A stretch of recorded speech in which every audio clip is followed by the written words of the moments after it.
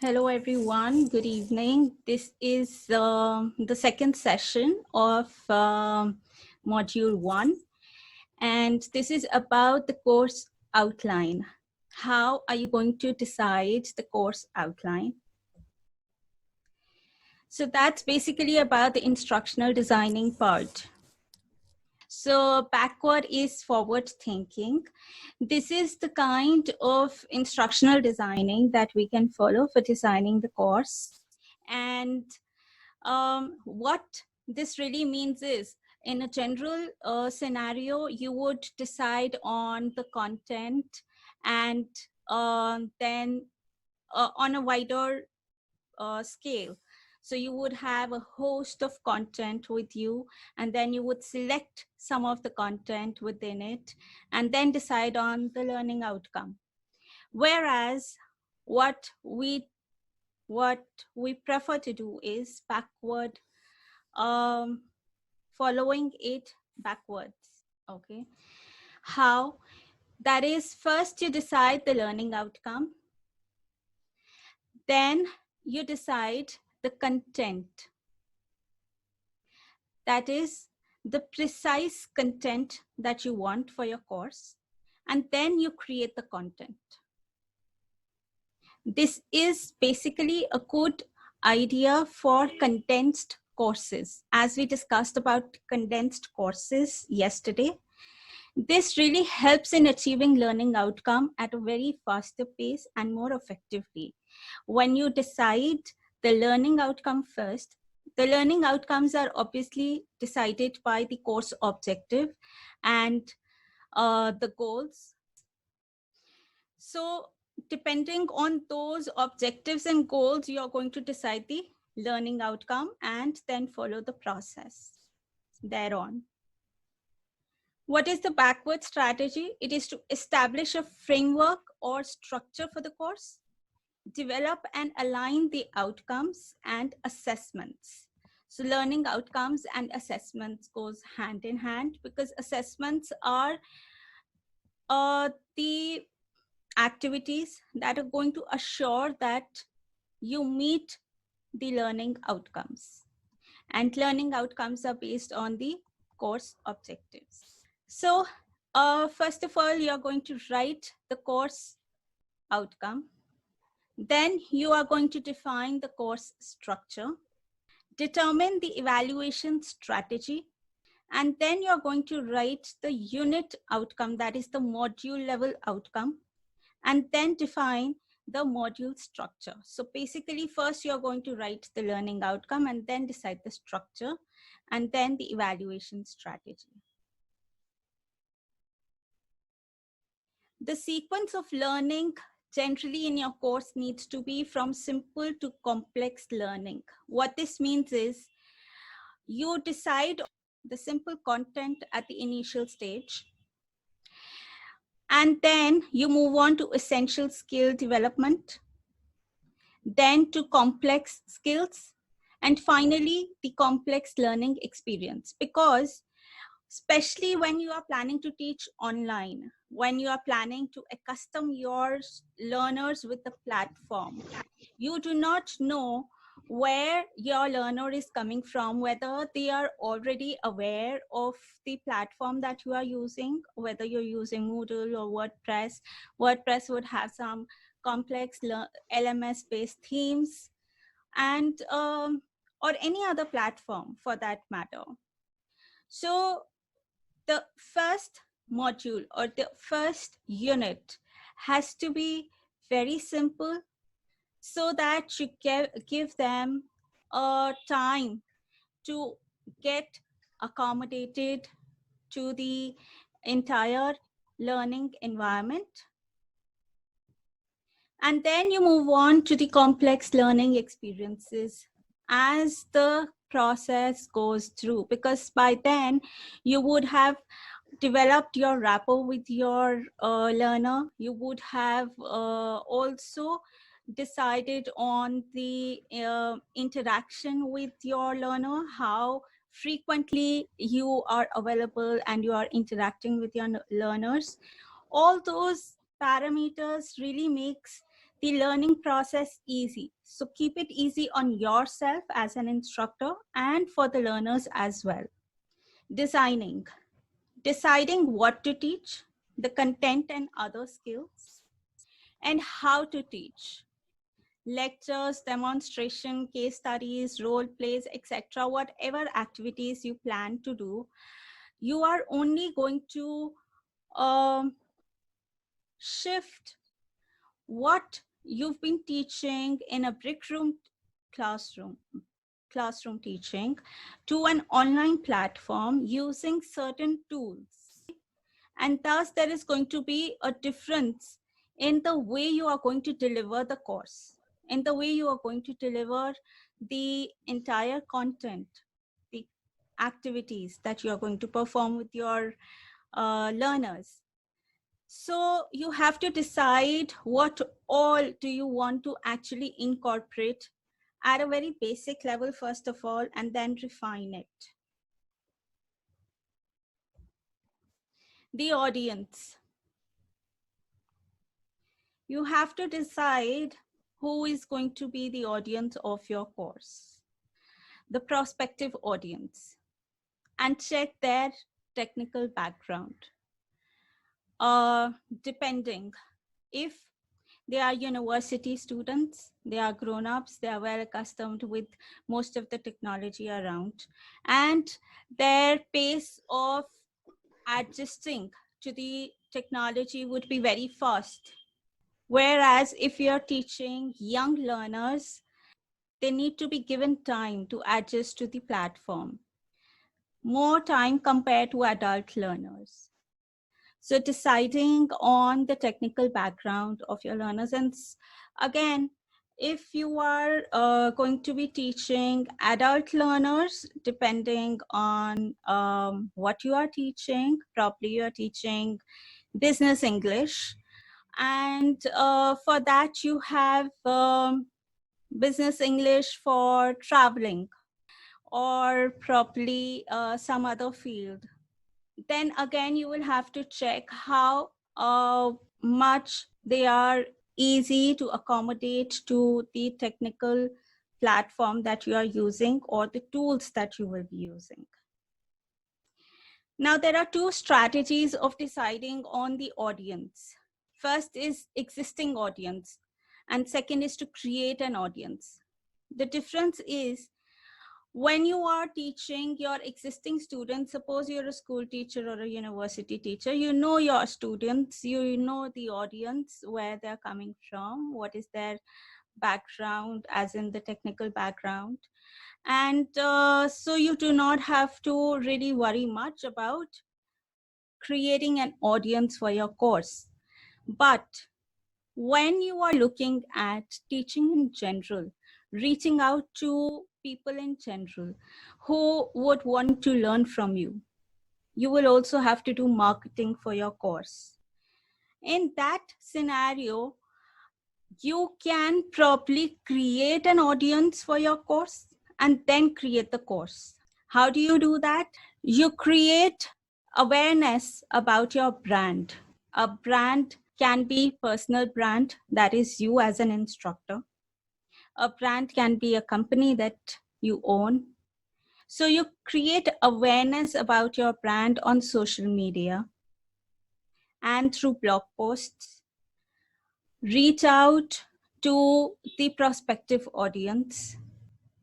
And then when you have those audience, you can then decide the course that you would like to offer them. What is the duration going to be? That is the number of modules that are going to be there in your course. Time students are expected to invest per week per module. Considering an average student. Why? Because there could be some students who would be quick learners, who would be technically very sound, maybe, who would be content-wise very strong. So they would pick up fast. And there would be some students who are average or who are slow in picking up with the course. So you have to decide the time you are going to give to the students, considering an average student. And the number of modules, of course, that you're going to have in your course, that will determine the exact duration of your course. What is course outline? What all do you need to include in that? The content that you will be adding for your course, which can include the online materials, resources, activities, all this that you are going to add to your course has to be specified in the course outline. Amount of content. When you are creating content, you will have to make sure that the students do not get overwhelmed by the content. Why? Because as I said, it is a condensed course that we are looking at, which is going to span 1 to 2 months. And in that period of time, you cannot overburden them with a lot of content. So how you are going to choose the content, that again, we will talk about in module 2 about content creation. Now, what all considerations do you need to keep in mind is, consider students will need time to study, to perform the task that you will be asking them to. Choose minimum amount of content to be academically sound. So what best content you need to add, which is very focused towards the learning outcome. Allowing students time for activities such as individual research and assignments or project work. So when you decide the timelines, consider that your students would need time. And especially when you're teaching online, it is not necessary that every student would have the access to internet or to their digital devices all the time. So considering all those limitations, you need to see how much of content you are expecting them to work on. Again, this depends on the audience. If there are school children, probably they would not have a lot of access to devices because of parental control. But if you're teaching adult learners, they would have access without limitations to the devices. So depending on the audience, again, you have to work on this. Student workflow. The instructor must choose how to structure the course and how to control the student workflow.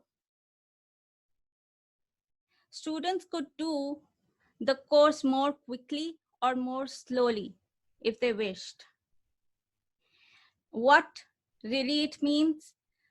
Now, suppose I have this course and I have restricted the access to various modules depending on the date and completion of task. Why? I could have made the entire course available right now because I have the entire content uploaded and everything is in place.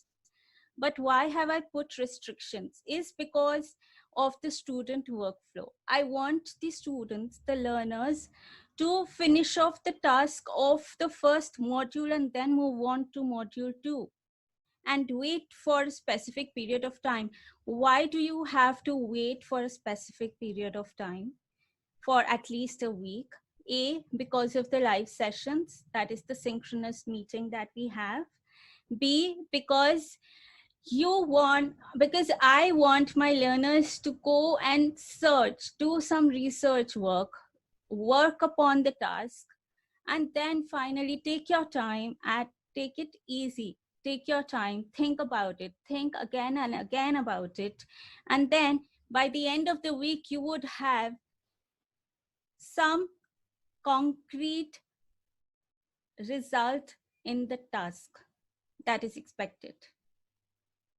Okay, if I would have kept the second module open right now, I'm sure you would have gone through the second module, third and fifth, all the modules, just to check out the content, what all is there.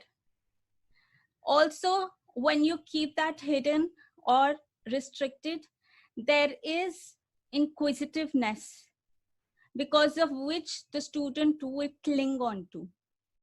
But at the same time, you will have to make sure that it is interactive enough and motivating enough for them to stay. Because as per the research, there is a huge dropout ratio when it comes to teaching online. Why is that so? Is because lack of self-motivation, is because of lack of interactivity. When you just, I have seen teachers giving lectures online and making students write down those notes, just like you would do in a brick room teaching. That does not work online. You have to change your teaching strategy, understand the student's perspective. So you have to keep all those things in mind while you are designing your course. Course availability. Do not have continuous enrollment or self-paced instructions until and unless you are looking at a passive course, a completely passive course, that some course that you've uploaded on your site or any site, and you've kept it open for anybody to enroll, study, and take the certificate on completion, and that's about it, without any interaction with you as an instructor. So that is a different scenario. Here, when we are talking about active learning, do not have continuous enrollment because it will not be feasible for you to manage it.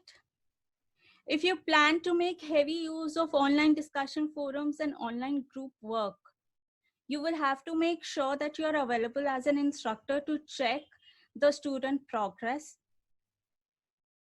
In courses such as maths course, self-paced instruction may be a better option, maybe, because there would be a different style of content available to them, where they will have to be working by themselves without much of interaction with the instructor.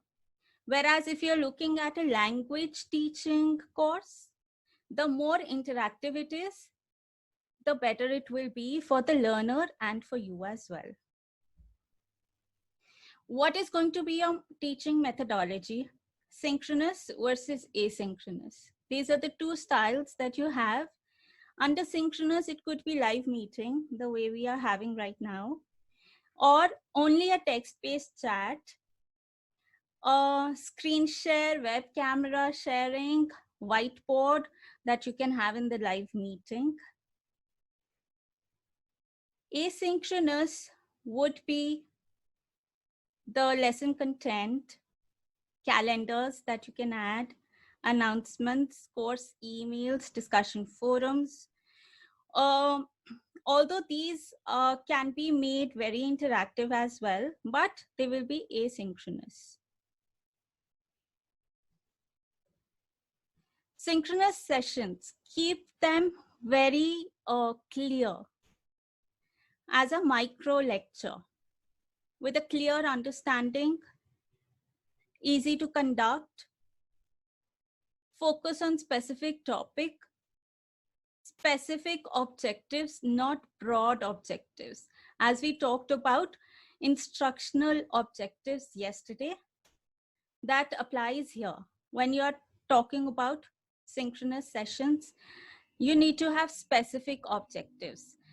The more general the objective will be, the more unclear your session is going to be for you and for the learner both.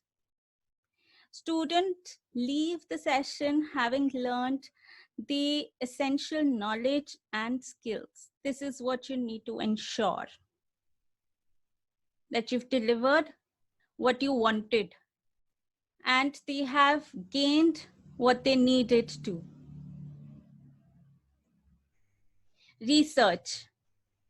So when you're planning to design your course, go through similar courses on the internet, but only after you have set your goals, aims, objectives, and needs assessment. That is why I said first you need to do those and then you need to go through this part, because you do not want to imitate what is already happening in the market.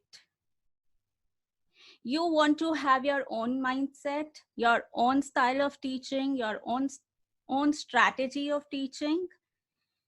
It is only that when you go through other courses, you probably would come across something, some parts or chunks of the course or the teaching strategy that you would like to incorporate in your own course.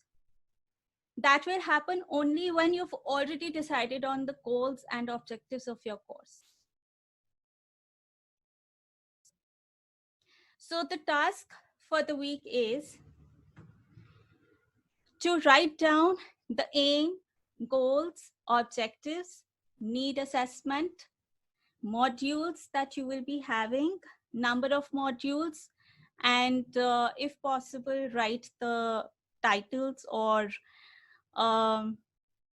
titles of the modules and the learning outcomes.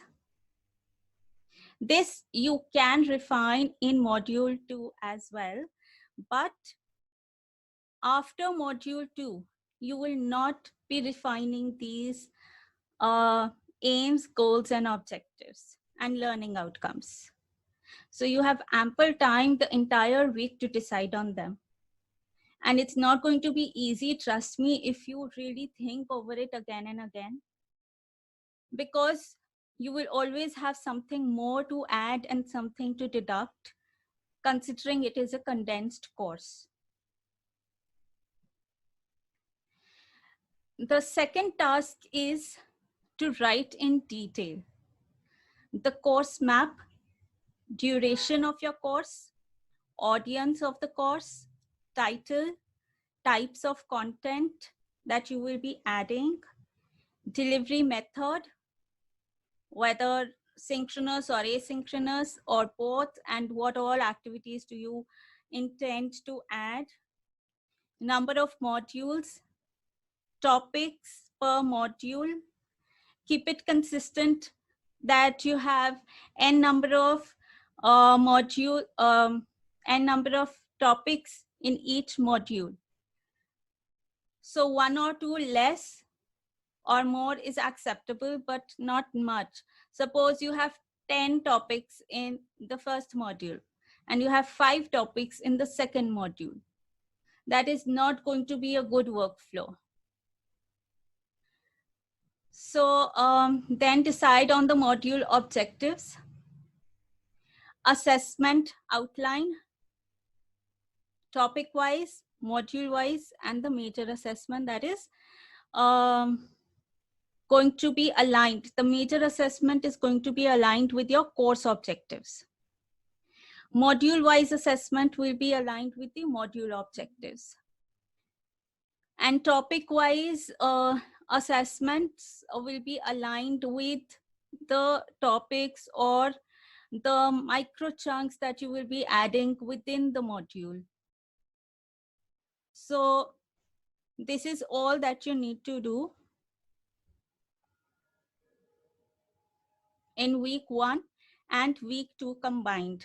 But this, of course, should be finished off by the end of week 1. How will I get to know that? I will tell you. And develop a schedule for course development, the timelines and the milestones that you will be achieving with the timelines. So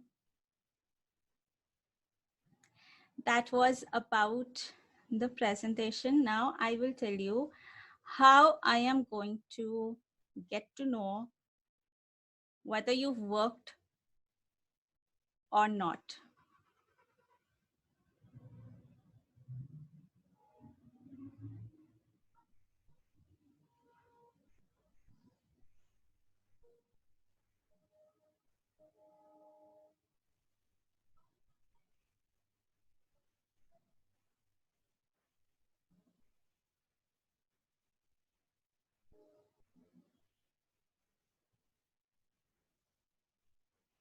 So here we are in the module, in the Moodle course. I hope you have introduced yourselves. I don't think actually that you have introduced yourselves. I know Ella has, Laura has. Yeah. So you need to introduce yourself in the introduction forum. Take the introductory survey if you haven't already.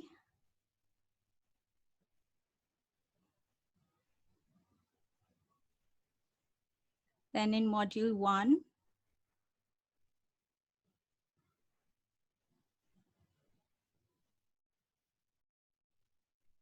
here are the presentations on the slide share that you can go through, the discussion forums that you need to attend to. Here is where I will see what you worked on, the assignment, course overview. Now here is a task template that you can download and check what all you need to do in week 1. Then go to course overview.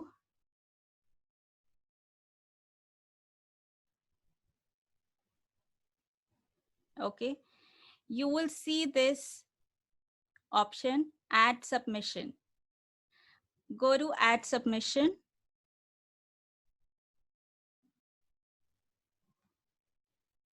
And you have 2 options. Either add a link to a Google document.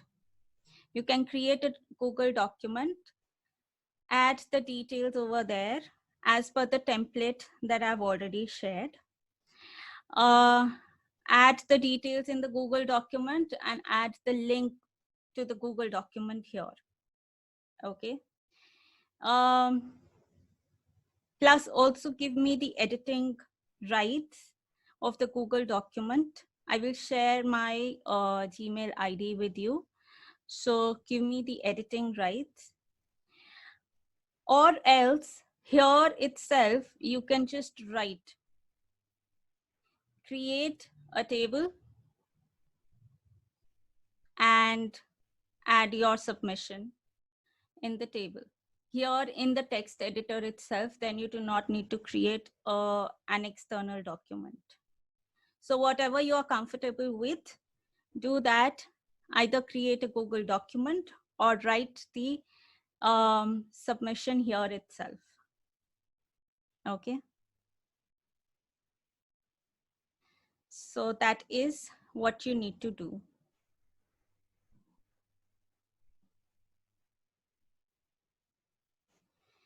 And do you have any questions?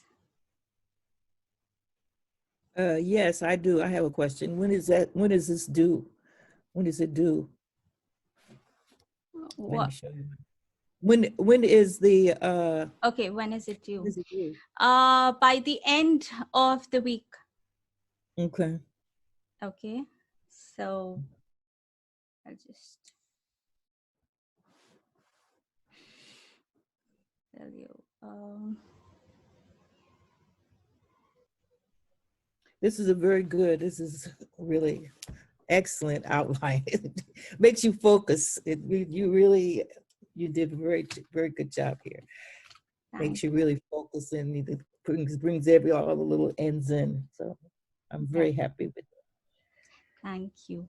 It's going to be very helpful. This is due by 29th of May, because 30th is when module 2 begins. So you have to finish it off before 30th. Okay.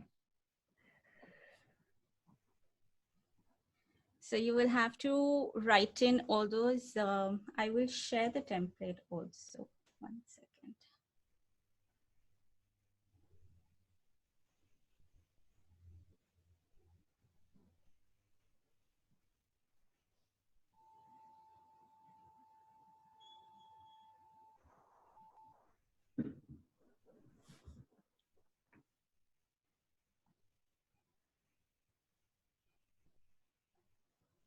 So this is the template, wherein it's very basic. You just have to write what you've thought of, the philosophy of your teaching philosophy, basically. Okay. The goals for this course objectives, needs assessment for the learner, needs assessment for the instructor, duration of your course, audience, title, types of content, delivery method, number of modules, number of topics per module, and assessment outline. That is the course, as per the course requirements. You can define the assessment, because this assessments, you are going to basically work on assessments in week 2 and week 3 after you've decided the specific content. But here you need to write the assessment outline, that is majorly what you are planning to assess. Okay, this will get more clear. The needs assessment, excuse me, is that when you have existing students already, or if you're going to create your own students? So Okay, so how needs you assessment, we talked about needs assessment yesterday. Oh, you did? Okay. Okay, so you can go through the recording that's available in the course. I've added the link. What are needs assessment? Basically, the need of having this course. For you as an instructor, what are you looking to gain from this course? To add it on your CV, or to build confidence, or to engage with your learners, or to gain experience of teaching online, or whatever you can think of as an instructor, what need is it going to fulfill for you? Then the need for the learner. Why should your learner take this course? What need is it going to fulfill for the learner? All right. The exact, because this all is, if you really think about it, all these are correlated, interrelated, in the sense your goals, your objectives, your learning strategy, your teaching strategy, your assessment strategy, everything is interrelated. And when we just start building a program or a course, we do not really focus on all these things, whereas we really need to.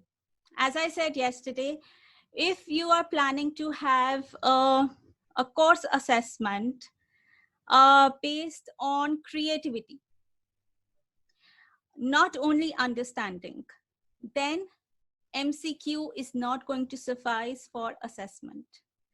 Then you will have to give them project work to check their level of creativity, because MCQ is aligned with understanding. If you want to check their understanding, then yes, you can assess them through an MCQ. That can be a module level assessment.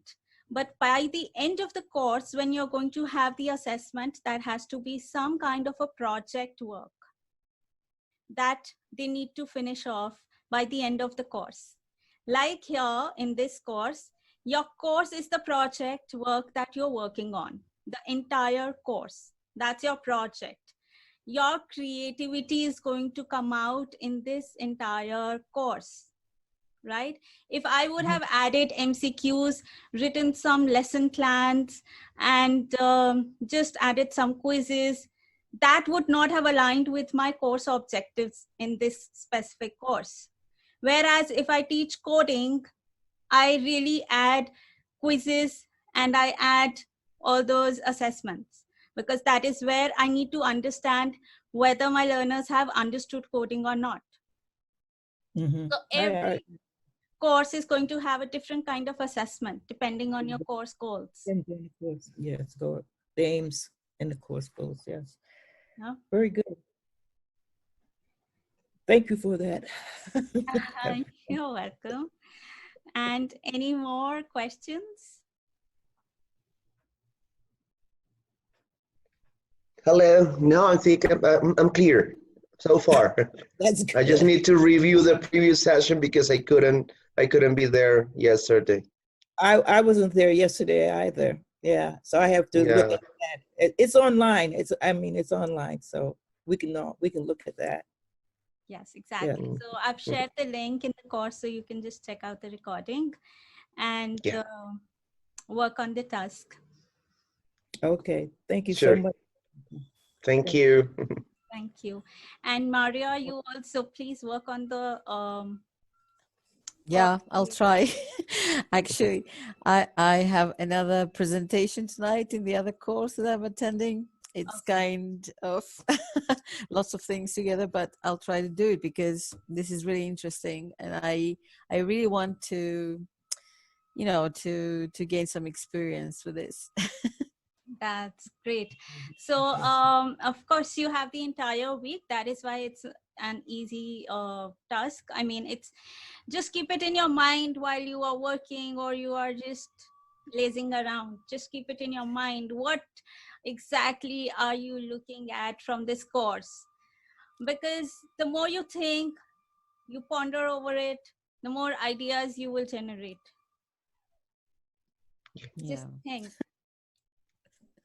Okay. You're right. So that's about this session.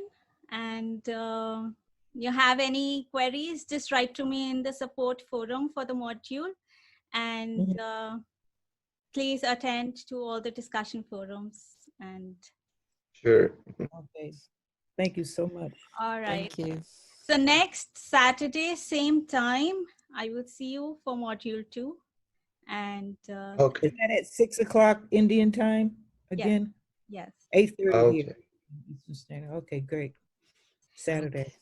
it's going to be every Saturday and Sunday, same time. Every Saturday. Okay. Okay. Okay. That's easy to remember. So that's how. That's also a kind of strategy you have so that your learners don't miss out on the live session. Yes. You know. So, all right. Thank you so much for joining in, and I'll see you next week. Okay. Thank you. See you next week. See Thank you you. very much, Ishita. Yeah, thank you. Bye-bye. Bye.